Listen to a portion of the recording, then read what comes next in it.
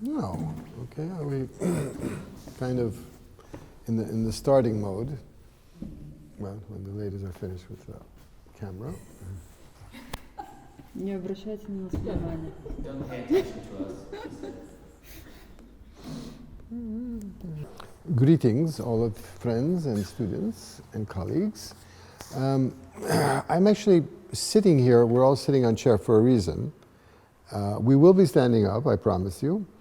But it's important to understand that for what we're doing today, the essence is gesture.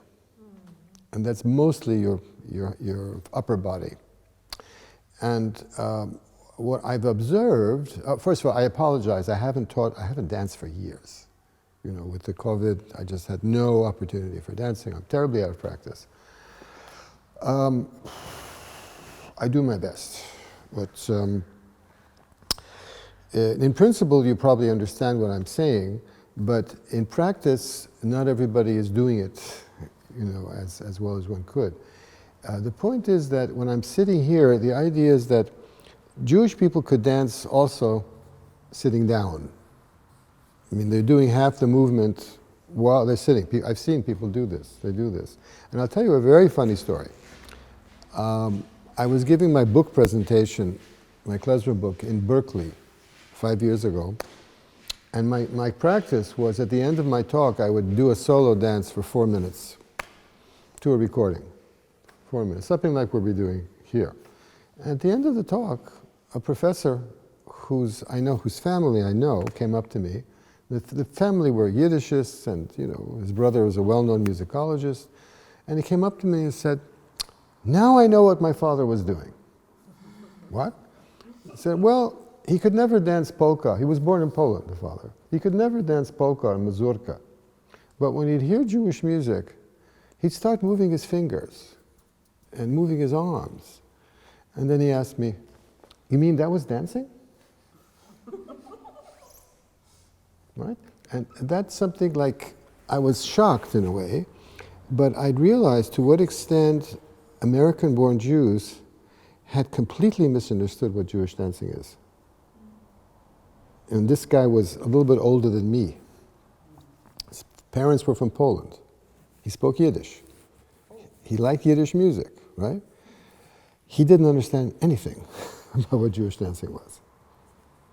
And I mean, I remember this because, not to make fun of him, but to realize the Herculean task that we confront, where you have the cultural amnesia of millions of people, even people who in some way identify with being Jewish.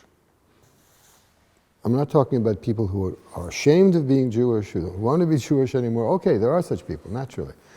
Or there could be, you know, I grew up with good friends who were communist Jews, you know, to whom the Jewish culture meant absolutely nothing. They were still my friends, surprisingly.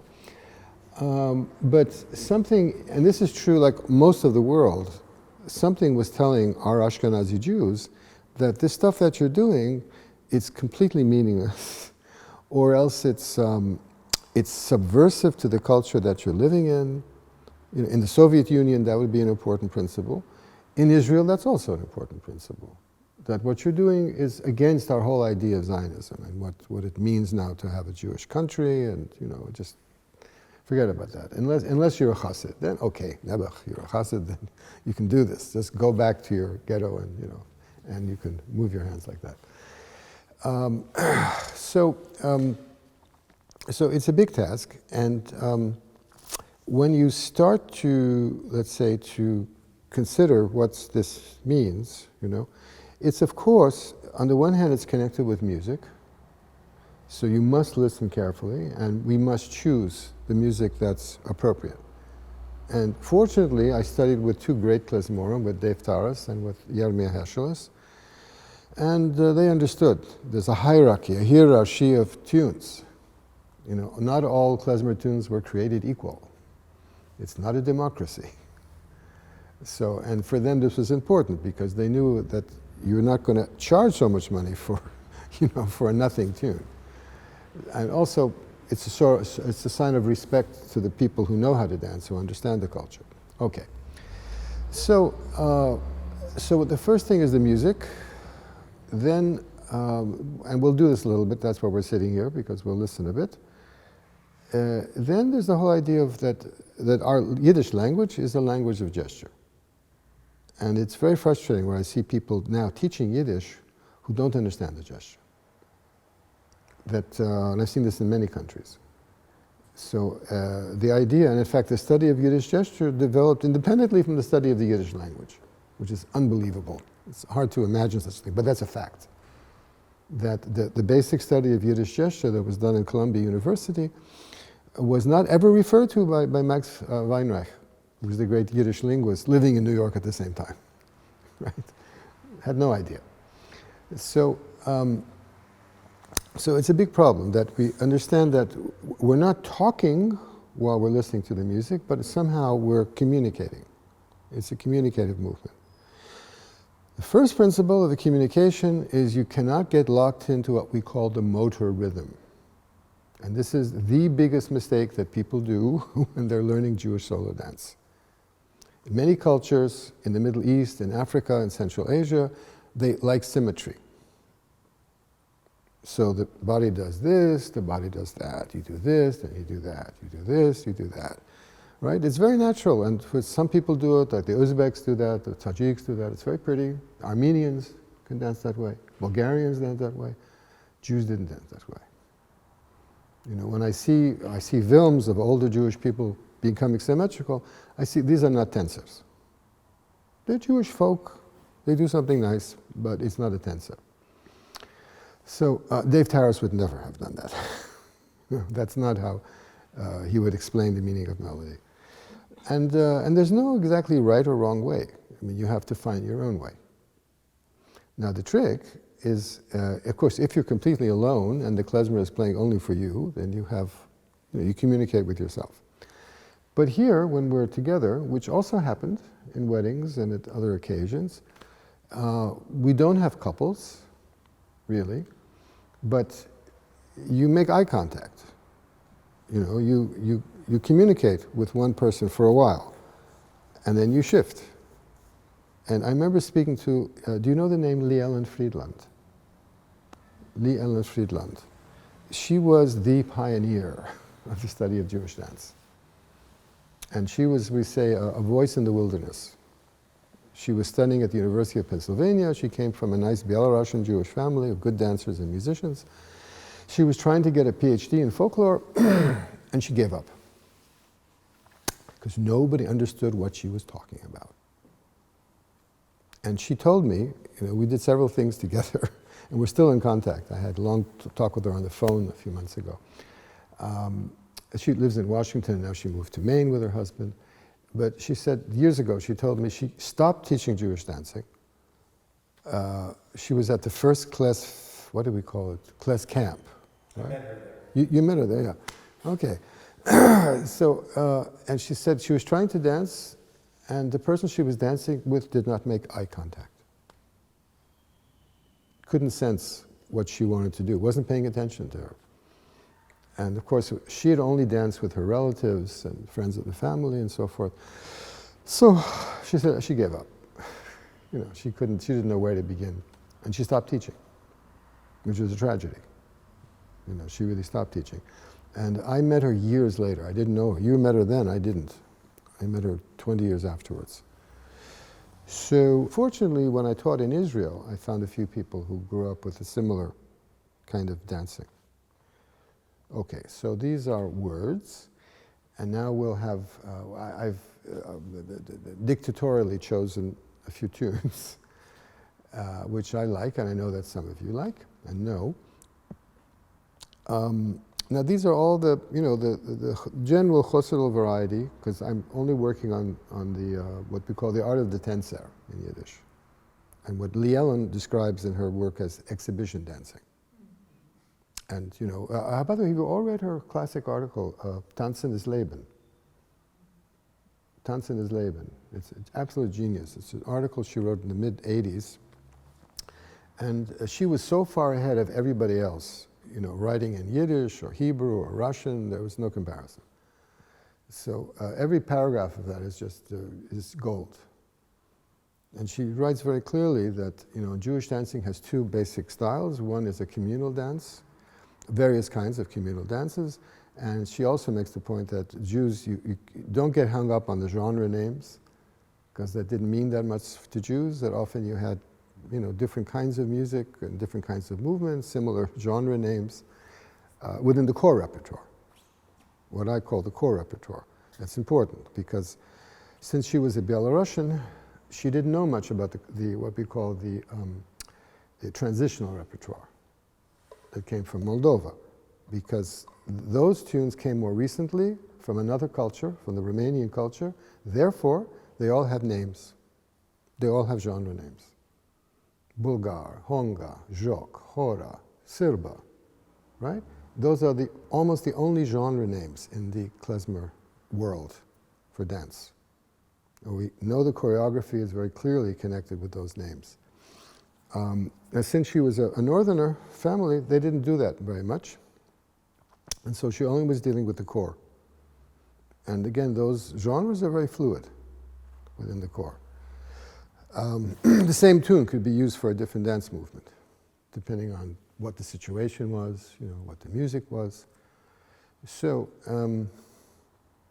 so I concentrate on these, let's say, more introverted, on the whole, more introverted dances, which sometimes have names like Husid or Husidol. Sometimes they have names connected with wedding ritual. And in my book, in the chapter on Husidol, I have a chart where I list about a dozen tunes, and lo and behold, in the different sources, you can be sure one source calls it a Husidol. The other source, or gives it a name connected with Hasidim, like we have in the Belf Orchestra. The names, again, are Bubamaisis, right? They're commercial. And Dave Taras used to tell me, once he said to me, the hardest thing, it wasn't recording the music, the hardest thing was figuring out a name. So, so they had this idea that you gotta have a name that people will identify, they'll buy the record. So even in the Russian Empire, when they issued the Belf recordings, at the studio they had to think, nu, Chaim, what do we call this damn thing? And usually there's some logic. If you have a tune, usually it's a garbled mixture of Yiddish and Russian. So you have, Urabina, with the Rebbe, Chosed, Urabina, or Noch Abdullah, right? That means the end of the Sabbath. So that gives you a religious Hasidic environment, Noch Abdullah, or Naches von Kinder, like we mentioned yesterday. Naches von Kinder, to them, let's say this source, it would mean a wedding melody. Now, as it is, that tune only appears in Belf. So as far as we know, it's supposedly a machatunum dance, a dance for the in-laws. But who knows? If it had been recorded in New York by somebody else, it might come up to be a Chosidol or something. I wouldn't be surprised. Or if it comes out in Beregovsky's collection, it might be a Skochne. Very important, might be a Skochne. So, again, it shows this fluidity. What it is, it's an introverted solo dance, or at the very best, a couple, of dignified older people, that kind of thing. Over the years, I just learned to try to understand those tunes as tunes, however you want to use them. So let's start with this tune that, whatever the heck it's called, that in the Belf, it's from Belf, that's our source, and it has a Hasidic-oriented name. Now I know that Nata and Vika, and also you were involved in this, Aleftina, did the wonderful film some years ago called Stay Home, Dance Chosidol. And they used this tune and did some really wonderful things with it. But and of course, since what they did, I guess we've all seen this film. It's on YouTube, I think, by now, no? Vika, is it, Aleftina, have you seen it on YouTube? Yeah. It's available, right? So Nata was teaching what she learned to her neighbors in Belarus. And then you, Aleftina, were doing it at home in Helsinki. Yes. Right? So, and everybody's doing something different. You know, there's a couple, I think there's one young couple dancing together, who Dafka I think are Jewish. The guy is wearing a yarmulke. But they're dancing the least Jewish of the other people, you know, in the film. It's lovely, some of it, but there's many different things going on. But let's just try it, you know, again together. Let's listen to the tune first. With our wonderful musicians we have. Now for tempo, this is a tune with a kind of varying tempo.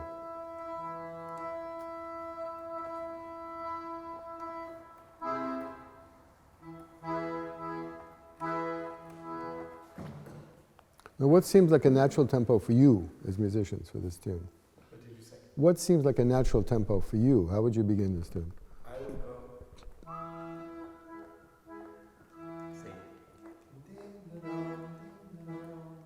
Mm-hmm.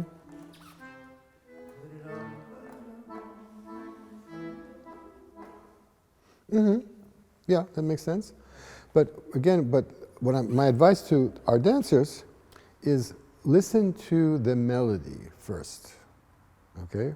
When Mark starts playing the violin, listen to the melody. Because the biggest mistake that beginners make is to try to imitate the rhythm in this kind of dancing. And that's not the point. We're following the structure of the melody, the logic of the melody. So Mark, why don't you just start?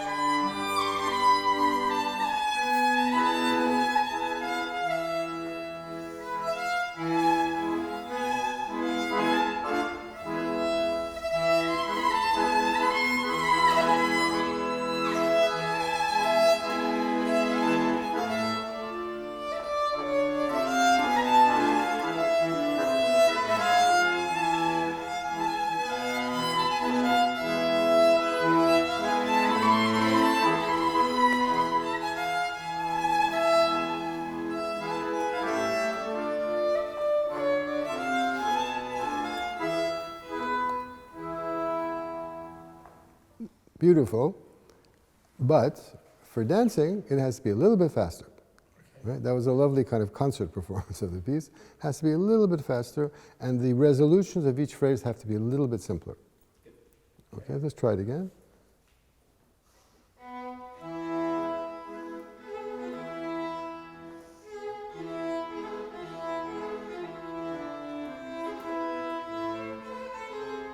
Not that fast, not that fast. That's somewhere in between. Okay. Yeah, okay, sorry. I'm fussy. You know.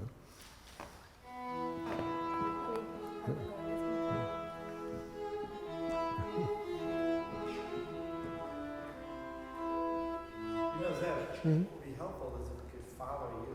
Oh, well, okay. That's Because okay. otherwise we're trying to guess something that we have. Okay, okay. So I'll start it, but I wanted to start them sitting, but I'll sit again. Yeah, we can follow you sitting. No. Okay, no, you're right. I'll start standing. You just watch, and then I'll sit again. Okay.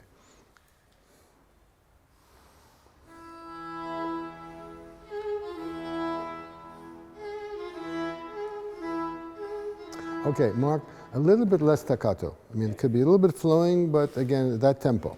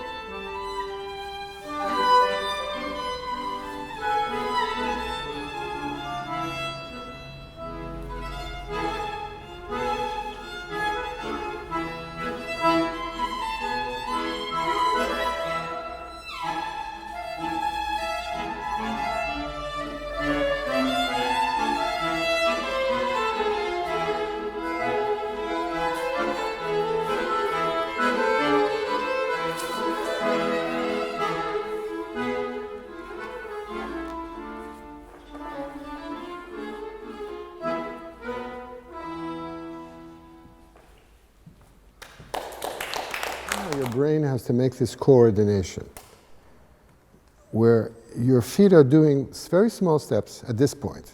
You know, at this tempo and with this melody, it's a very introverted melody. Very introverted, it's very inside. So you're feeling this inside, but you're not just standing in one place. You are actually moving a little bit.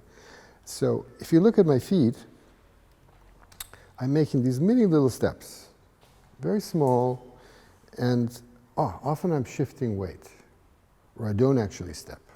And that's one of the Jewish tricks. That, as we say, don't show the boobs all you know. You know, don't show what you're doing. It's the opposite, let's say, of Ukrainian dancing and Romanian dancing, where you're showing, right? It's meant to be obvious. And when I was doing some of the Transylvanian dancing at the party a couple of nights ago, you know, that's, you know, everything is exhibitionistic. When I would do that at home as a kid, my father would sneer at me. That's not a Jewish thing, this kind of thing. So to get into the steps, we make invisible steps. This is what we call shifts of weight, and it's a good practicing actually, just to go back and forth. And then once in a while, a foot moves. But it's like, the right knoweth not what the left doeth. It's the point, that you're supposed to step as though the two legs have independent brains. And so the person seeing you cannot predict which way you're going to go. You see, when I'm changing balance, suddenly I'm on my left foot, surprise, you know, and this is a constant game you're playing with yourself, and your arms are not doing the same thing. That's another of the tricks, you know, that you allow your upper body to meditate, and your legs are shifting weight. And with the music, I may want to make a gesture with my foot. Sometimes, where it's visible. You can see it. Now, here is a difference between men and women. That in some tunes, the men will raise their legs higher. than the women, but nowadays it's, it really doesn't matter anymore. But that was a difference. But the gestures are very much unisex. I observed that over the years with several women, very good dancers, both in America and Israel, that there's no gesture that's only for men or only for women. It really depends on your character and who you're communicating with. So, so let's see now. First, let's sit down for a second and let's play the first phrase of this tune, and we'll see where the tune is going. And I just stress to you that this is such an archetypical Jewish tune, which is one of the reasons I like to begin with it. No other culture would want to start a tune with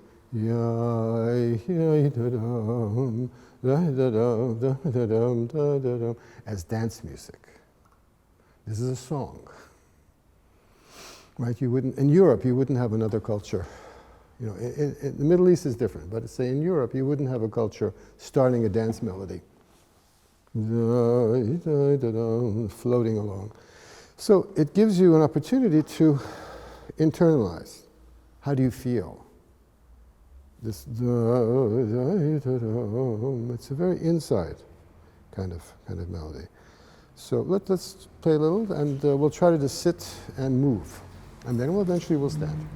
But now we sit.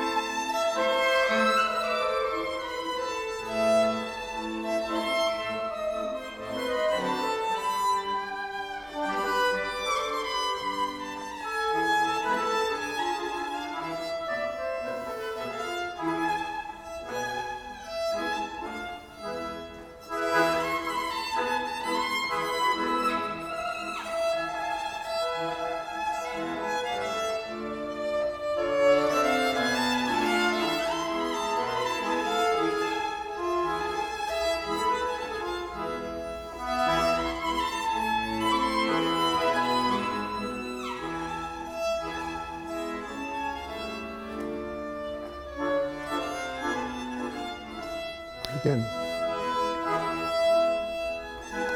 Same tempo.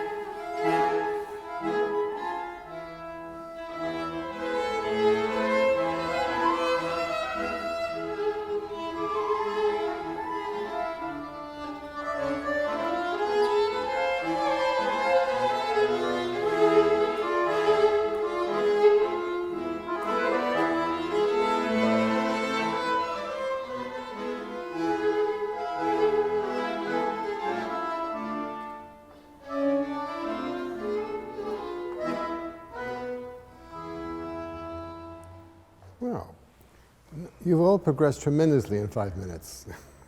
You've progressed tremendously in 5 minutes. Great. Okay, so we can allow ourselves to stand, I think.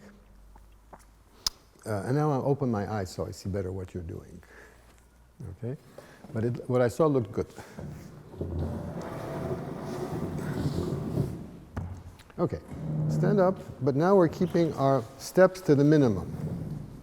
Okay, give yourself enough room so you don't bump into your chair or to your neighbor. Yeah.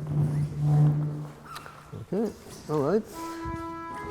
The bottle is not dancing, so we can move him, yes, okay. All right, now just minimum motion, just concentrate on yourself at this point, before you look at anybody else. Think, feel, don't think, feel. Okay. Same tempo, not faster.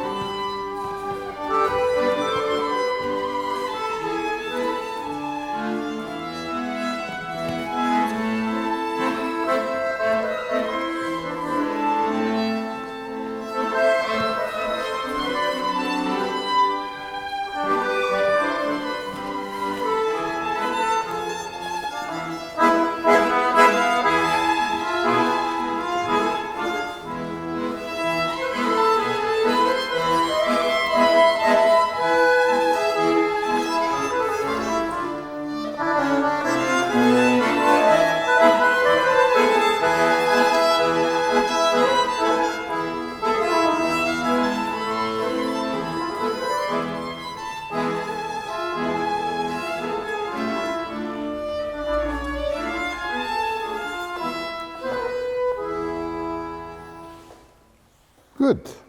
Now, stand up, stay standing. Think about this. Let's think about this melody.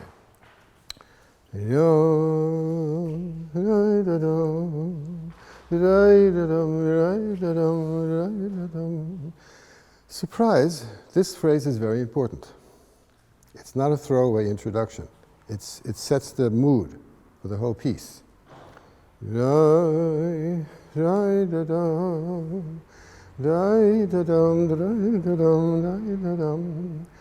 can move or you cannot move when you hear this. Some people may just want to listen to this. Or whatever you feel. Because this is opening you up.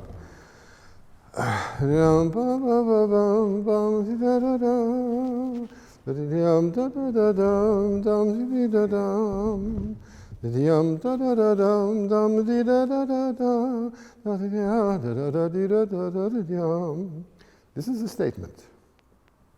This is a gesture. This is a very full statement.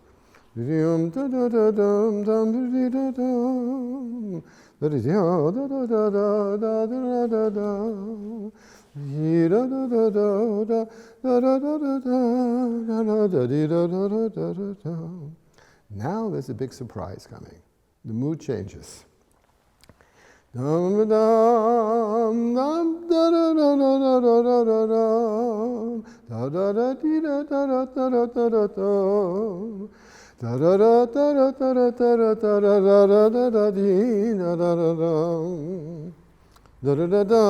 This is probably the largest gesture in the whole dance at this voice.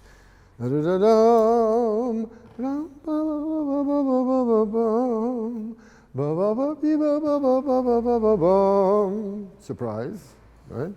And back to the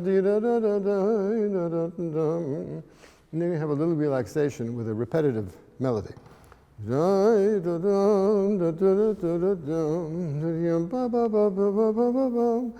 This allows you to move a little more. The last phrase. You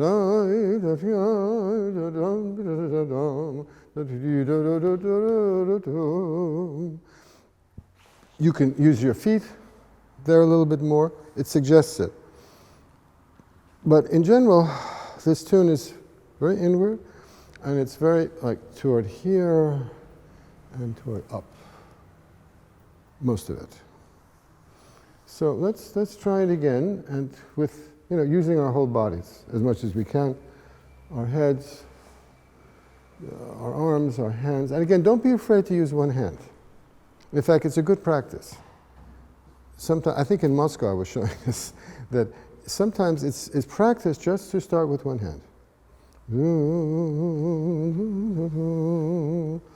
Because basically, if you have nothing to say with one hand, you have even less to say with two hands.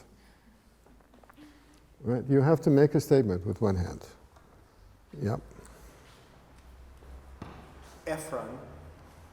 Our tzaddik, David Ephron, yes. Yeah, Ephron points out that in most of the gestures, most of the arm gestures, among what he calls the ghetto Jews, the old world Jews, that the angle of the wrist is not smooth to the arm.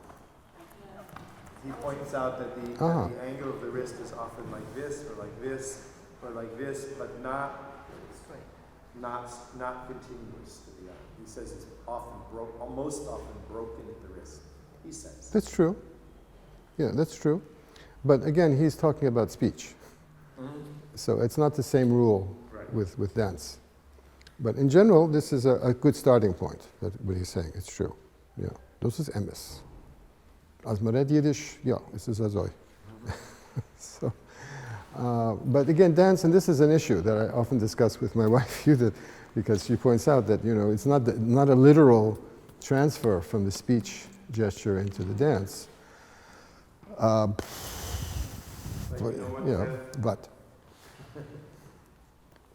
then he counts the average number of these gestures in a minute of conversation. Yes, that's right. That's and right. It's 60. Lots. Well, 60 is also basically the tempo of this andante.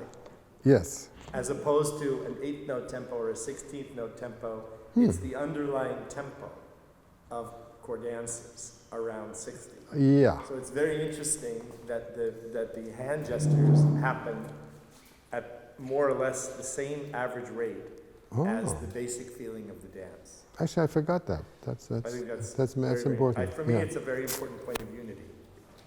Cool. I should reread my Efren. Yeah. I've been teaching him for years. Very interesting to reread it over the years, yeah. Right. But I haven't taught it for the last like 5-6 years, so, you know. So I make yeah, that point because I'm often pointing out that since we're a lot of us musicians here, and maybe everybody, that eighth notes, especially if they're in pairs or if they're in triplets, or 16th notes if they're in 4, that they're often squeezed to bring out the quarter note beat underneath them, because the Jews don't dance to the 8th notes, and they don't dance to the 16th notes, they dance to the quarter note beat. And that quarter note beat, which is around 60 per minute, seems to be also kind of a typical speed of expression in speaking as well. So that's a good point. If the dance is going faster than that, there's no time to say what you have to say. Yeah. That's true. Thank you, Alan, because that actually is a point of connection between the speech and the music and the dance. But it's good to remember that you're making statements. The gestures are statements, which is to say they should have meaning. Even if nobody else knows what the meaning is, you got to know what the meaning is. Right? And you don't always have to do the same thing, even to the same melody. You know? But as you feel it, again, that's a little bit different between speech and the dance, this kind of dance. Because primarily you're addressing yourself. Right? Like I taught in my class on gesture, I also taught about flamenco, because flamenco has manos as well as pasos. But in what I saw in the pedagogic videos from Spain, the manos are very outward directed. The movements are very outward directed. They are improvised, and they're basically analogous to what the Jews do. But ours are much more self-oriented. Actually, that's another bit of practice, is just to start moving your feet. Forget about your hands for a minute, and just try to shift around, different ways.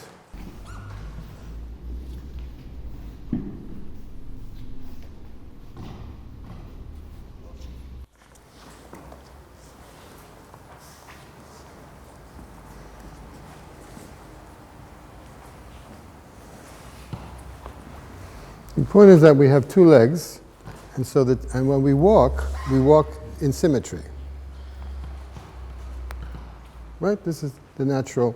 Once we're more than 2 years old, where we learn we can walk this way, one after the other. So, in a sense, when you do this kind of dancing, you have to unlearn this tendency. You have to learn to do,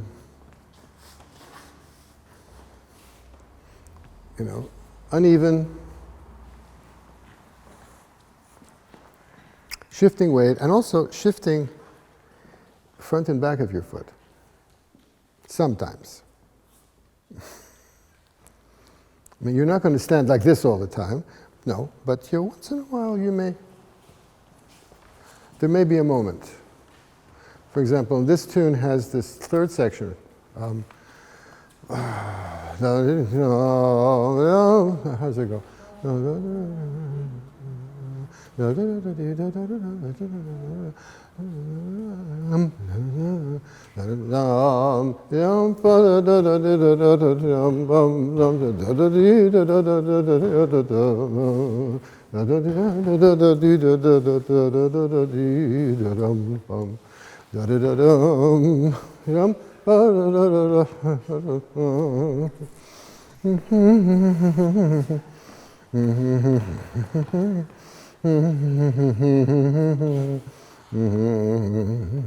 And once you start moving your feet more, doesn't mean you have to continue that way. You showed it once, twice, enough. In other words, in this kind of dancing, you do not get into a groove.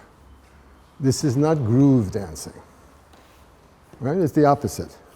When I was teaching my students in Abu Dhabi, I had a lot of students from Africa. I had a lot of Ethiopians. And like they have a lot of gesture too, both in the Amharic language and in their dancing.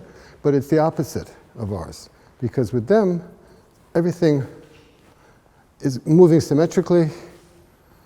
I mean, I'm not an Ethiopian dancer, but as I recall, you know, everything is going all the time, and it tends to be symmetrical.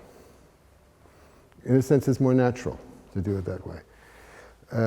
Our culture is not that. So, especially, I picked this as one of the most introverted of the dance tunes. So it stops you. You know, it starts in the very beginning with an inward motion.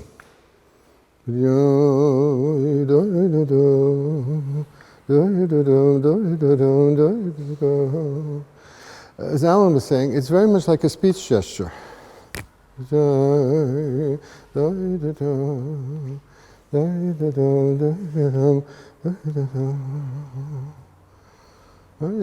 First seeing you like this, or seeing me like this, the question, is he dancing? Or is he just listening to the music? I could imagine you sitting at a concert going, people do this, you know, if they're very moved by a phrase in the concert. But of course, generally at a concert, he's not going to get up and start moving in his seat. But this interplay is constantly going on between what you're feeling internally and then what you express.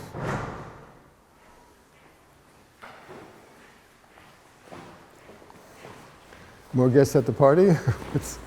They're rehearsing. Yeah, they're rehearsing in the room. There's key coordination and all that stuff that has to get done aside. Of course, of course. Okay. So we'll do this tune again some more. There are other tunes, but we'll work on this a little bit more.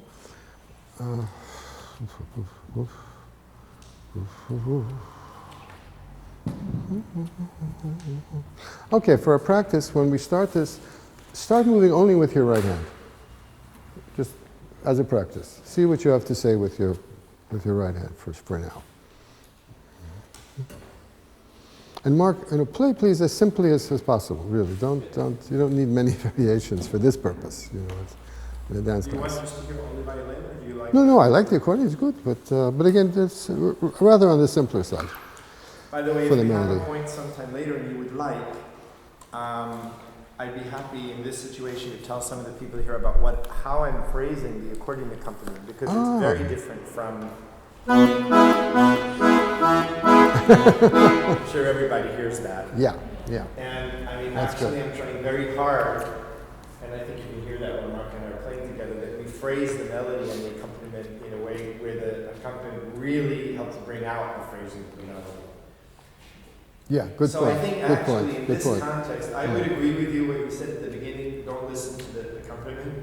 And most of the time one shouldn't listen to the accompaniment. But I think in this case, I hope that we have a complementary. Oh yeah, I don't mean to But say still- shut out the accompaniment. I know. But, And I always tell people yeah. anyway that listen first to the melody. Yeah. But the accompaniment has a lot of information here too. And then especially, by the way, in the Belf Orchestra, it often happens that, for example, you know this, I'm just mentioning this to everybody, that the melody would end, dee-da-da, but it's another violin that's going, that's telling you that we're accelerating into the next bar.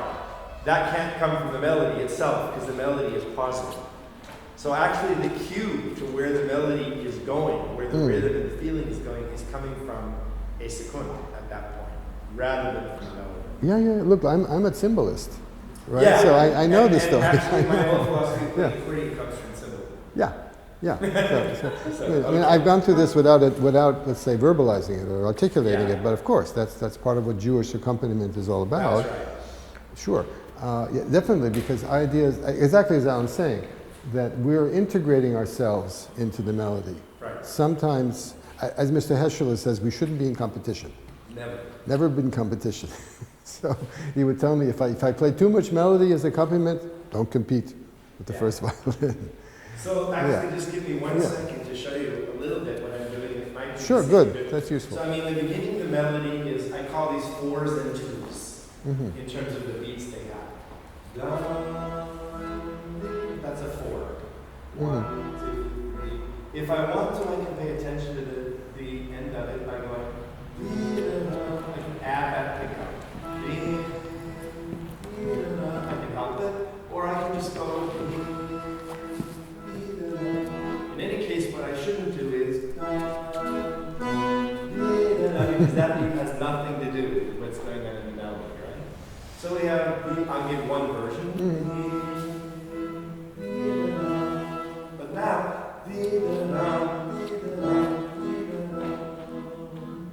so it's 4, 4, 2, 2, 4.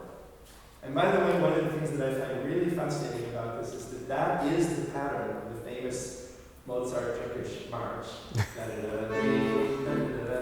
Yes. And I hear this 4, 4, 2, 2, 4 pattern throughout recitals and throughout much of the core repertoire. Interestingly enough, we have to talk about that. Well, that's another discussion because Yeah. I've been thinking that Mozart was listening to klezmorim in Prague playing metal music. So he stole. So he stole it from us. He should have called it klezmorim march, not That's right, exactly. Okay. Klezmorim march. We'll Klezmorim change that in the new edition. Please. Okay, noch einmal, but now again, as I said, try to use your right hand exclusively for a while. See what you have to say. Okay, please.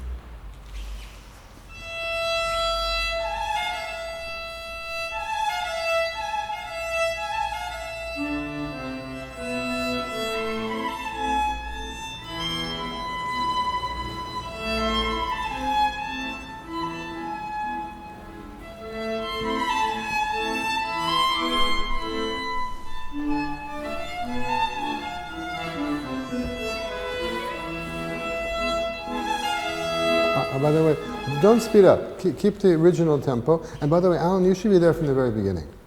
You should be in. I might like to have him in the beginning. No.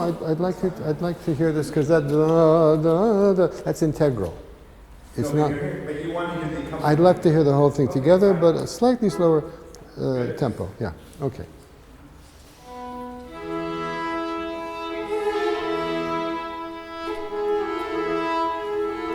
A slightly slower tempo. Don't rush it.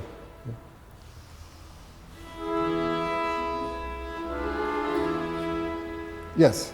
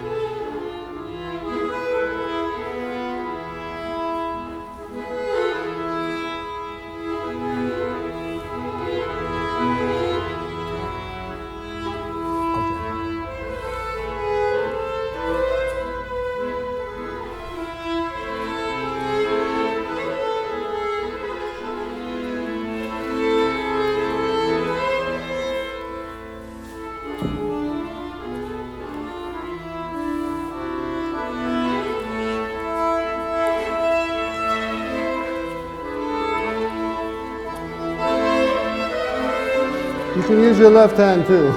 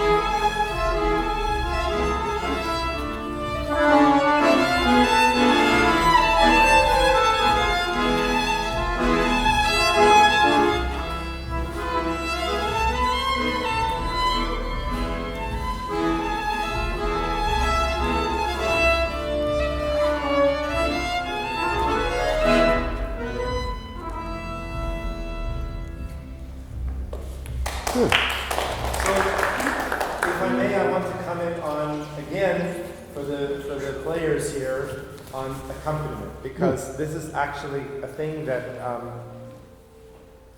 very, very few people in the klezmer music world do this, and it's something that I'm really missing. And in fact, it's so painful to me that it's the reason that I usually don't play jam sessions, because it hurts me to have this level of the music constantly being ignored in favor of tzap, tzap, tzap. Yeah. So, because I feel like something's being violated actually in the melody. That's my hypersensitivity at this point. But let's look at this. I want to show you that it's some sections feel to me like they dictate what the melody, what the accompaniment should be. So, for example, when we have this.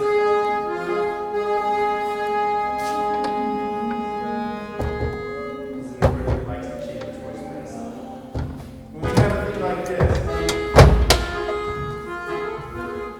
I mean, that for me, it feels like it needs very, very clear that if I do this, I can't even make myself do it. Play a 4 over that. Because here that 4 is just contradicting. Da, da, da, da, so I need to hear 1, 2. 1, 2, 1, 1, 1, 2. I need to hear that. Actually, if you could give knocking a door. It's that 3 knock on the door again. 1, 2, 1, 2, 3. Very much. But the other thing about this is, let's take the second section, because that was interesting. That we could interpret either way. So sometimes when I was following Zev, I was trying to follow mostly you.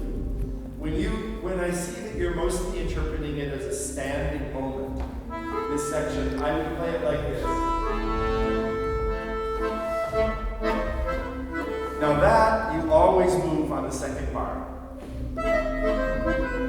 You never stand still on that. Here you might stand still, and then you move, but sometimes you move on the first bar too. And in that case, I would go.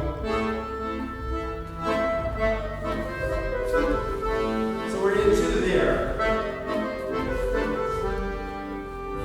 So I stopped on that one. Did you see? He stopped moving. He stopped moving forward with his feet, and he started turning. Instead, turning, pivoting on a foot. So that's the moment where instead of going, I went. And that's partly because we're coming to an end of a phrase, which I know this is going to be like a comment. So I have to prepare that beforehand by setting the table with the accompaniment. I think of this very often as like setting a table and then putting something on it. It has very much those kinds of qualities. Yeah, it's a nice image. So in the beginning, we for me, this pretty much dictates the 4. And Zev never started moving on each step there. He never went. No. Never did that. No. So for that, I'm always playing 4. There's a 2. Now what's he going to do here?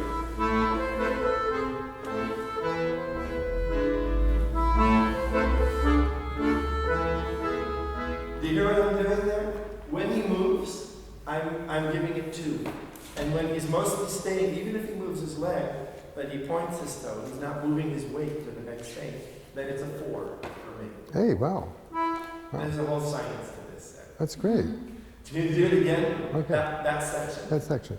From there, 2, 3, Sorry, we'll take it from the beginning.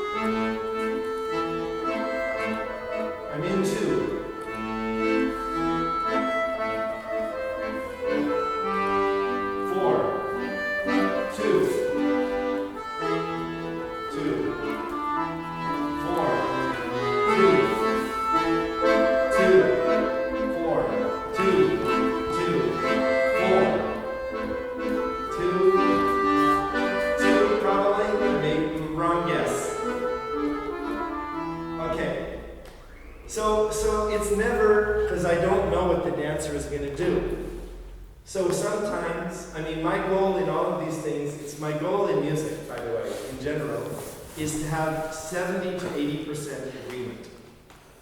If it's only 50% agreement, it's not enough.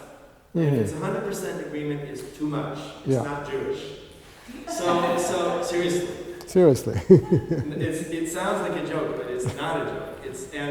And so it would mean, oh, this is choreographed, and we planned it in advance, and we're doing one-to-one with each other. But what's exciting and interesting to me in accompanying dancing, and not only in dancing, in music too, it's exactly that 70%. It's the place where there's misunderstanding, where we have to react to each other in order to react to the misunderstanding. And that is the creative impulse. Wow. You understand what I mean? Say that again so they understand it better. Good, very good. When there's a moment of misunderstanding, something unplanned has to happen in that moment to respond to it. Because if everything is going according to plan, you're just running the plan. It's when something doesn't work according to plan, there's a misunderstanding that you're challenged in that moment to react with something novel. And that's the moment that something novel can happen in the dance and in the music as well. Some of you know this, but I mean, this is a little far afield, but I want to share it with you because every day this is coming up for me now. You know, we live in a world where we're dominated by the idea of exact reproduction of something, right? We love a digital reproduction which is exactly like the original. We want there to be no difference between the copy and the original. You understand me? Mark, can you translate for the people who don't speak? No, pretty You much. understand? Okay. But maybe everything will be better. Why don't you say? Мы живем в мире, в котором обязательно мы постоянно относимся к направлению идей, что все должно быть абсолютно точным воспроизведением оригинала, чтобы копия ничем не должна отличаться от оригинала. Right? But the only reason that we're all here is because of copy mistakes. That's the only reason. Because if the first viral DNA copied itself exactly, there would only be viruses. That virus in the world. That's all there would be. Can you say that in По-русски. Потому что если бы все было... Во-первых, та причина, по которой мы здесь выпущены, вот наших вот таких копий. А вот если бы все вот так вот абсолютно буквально воспроизводилось, это было как... So, this sounds also like a joke, but it's something very serious. Because if you think that the first step in a transmission from one person or the next person is perfect copying, then you have the problem, where does creativity begin? Because it makes creativity a completely separate step. Okay, I've copied it perfectly, now how do I change it? But if you realize that the changing, we can call it a kind of creativity, is happening in the so-called copying mistakes, then you're constantly in a creative situation. Because you're constantly confronted with a mistake which calls on you to respond. Do you understand? So you can think of this as even an organism, you know, there's a mutation from one organism to the next organism. What's going to happen? We don't know until that organism exists in an environment for a while. Okay, for me, this is what's happening on a micro level when I'm accompanying a dancer. Or when I'm playing with another musician. We're trying to mirror each other and understand where we're going. We do it imperfectly. We have to do it imperfectly because we aren't in mind reading each other. And the imperfect area is where the new creative impulses come from. That's already the beginning of the new creation. Alan, you know, this is... Maybe that seems obvious to all of you, but it's not obvious to me, and I'm very captured by the idea. Yeah. It's great. I have two thoughts. One is my friend Tyler Volk, Tyler Volk, V-O-L-K. He's an evolutionary biologist at NYU, and he has a wonderful book called From Quarks to Culture, where he talks about combogenesis. What is it called? Combogenesis. Combogenesis.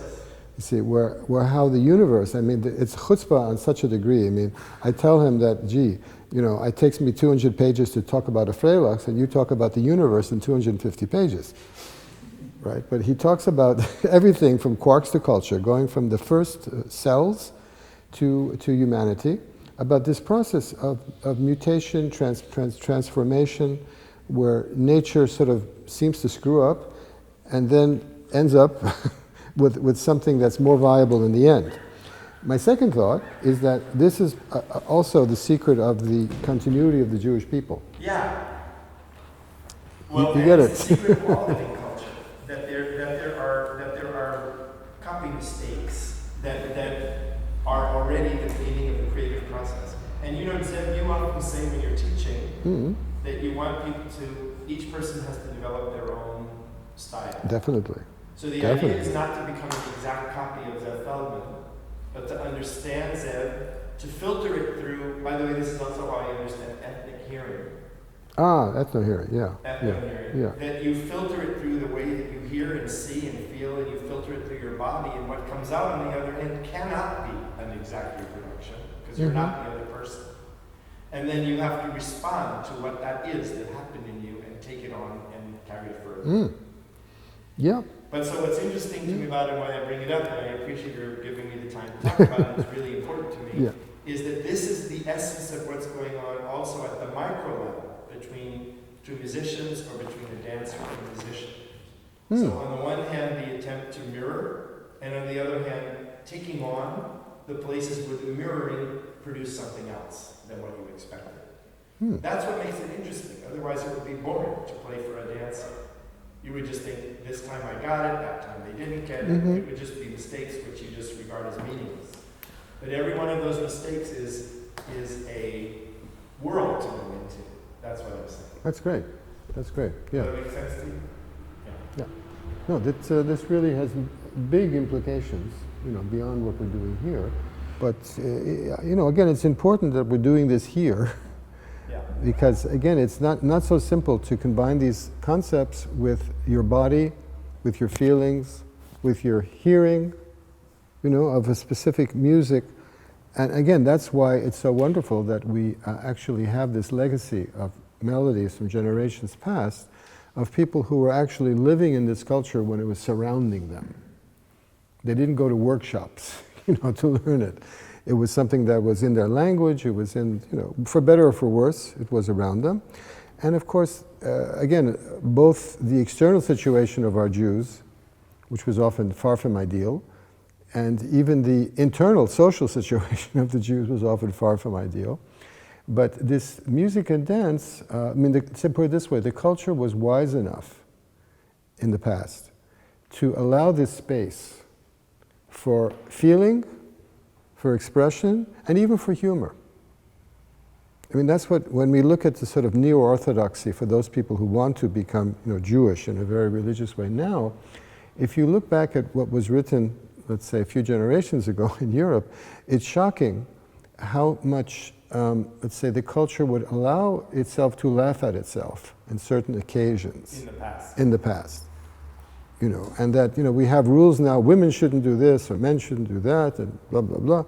And then, you know, again, I'm fortunate that I was able to talk to older people who lived through some of this, and I read Yiddish, and read what people describe.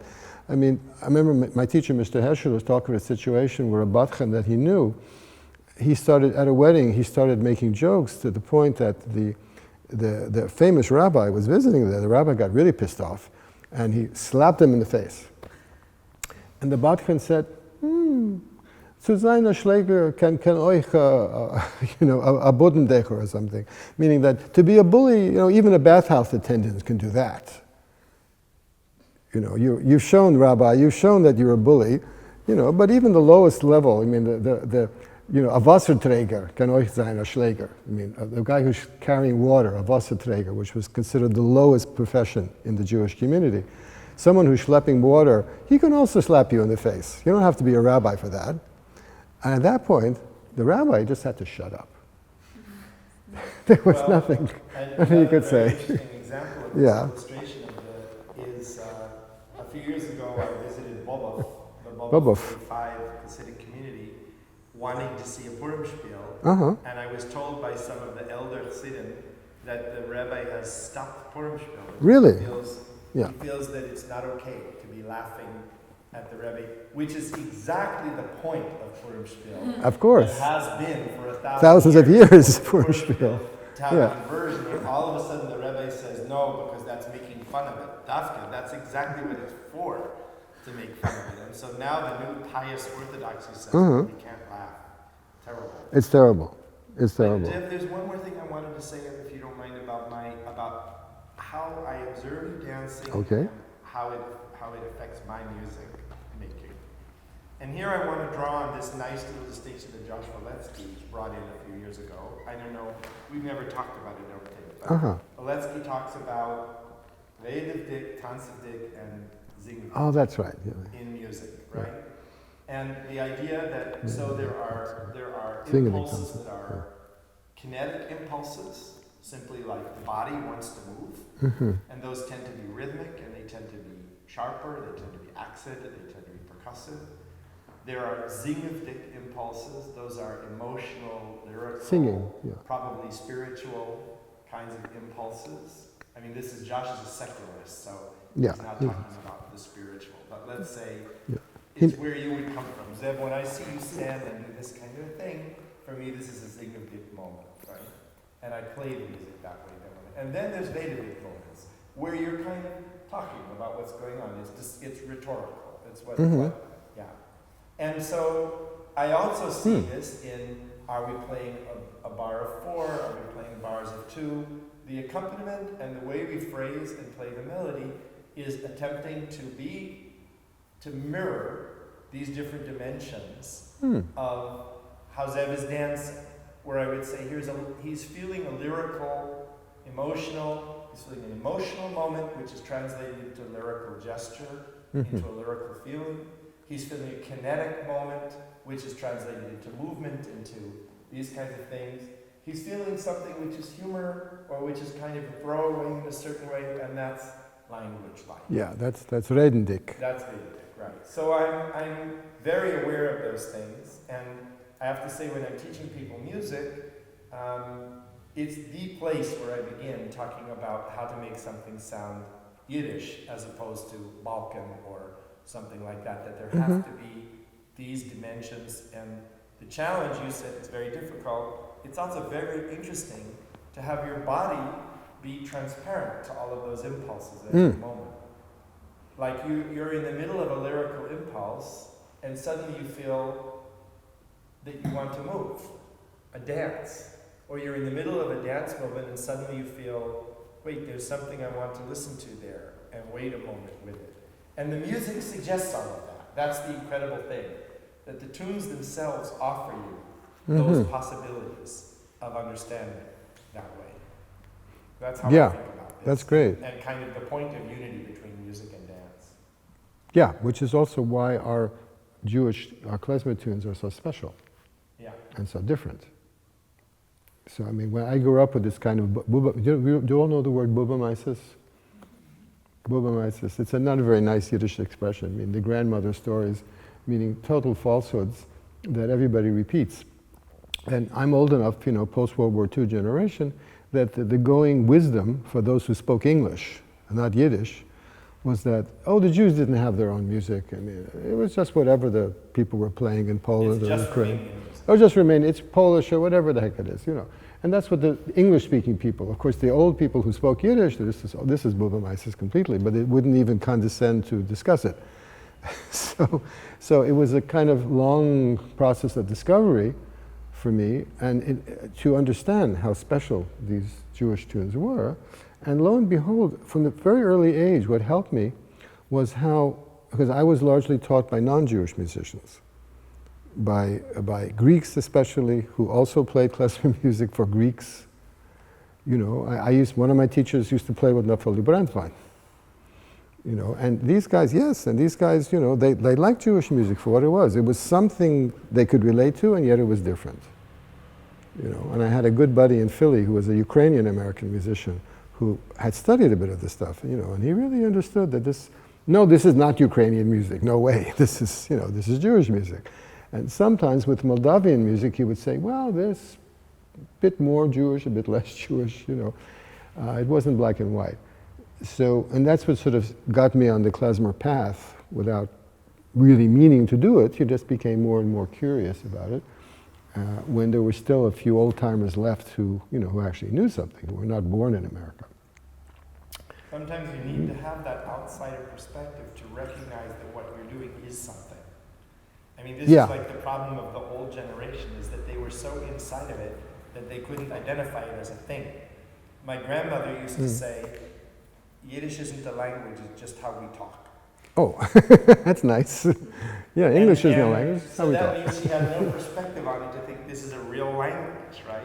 Okay, yeah. It's just what we do. But of course, from an outside perspective, you could say this is the grammar, this is the pronunciation, you can define it, but if you're too close to it, it's difficult to be able to recognize what it is. Exactly, yes. So I think we're on the path. Maybe we should take a pee break, perhaps, and then go to the next tune, or do you think we should we deepen this tune, or do you think we should go to the next tune? Show of hands. Is there more that you think we need to learn about this tune, or should we go on to next tune? What do you think? I think a little break would be good.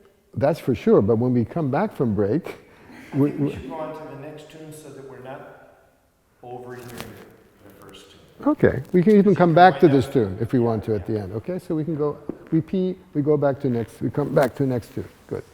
Okay. And that means I have to take the machine from off Tuchus, right? Want to say 10 minutes or something? No more than 10 minutes, maximum 10 minutes. Okay, what time is it now? 12:35. 12:35, okay, 12:45, come back. Nata?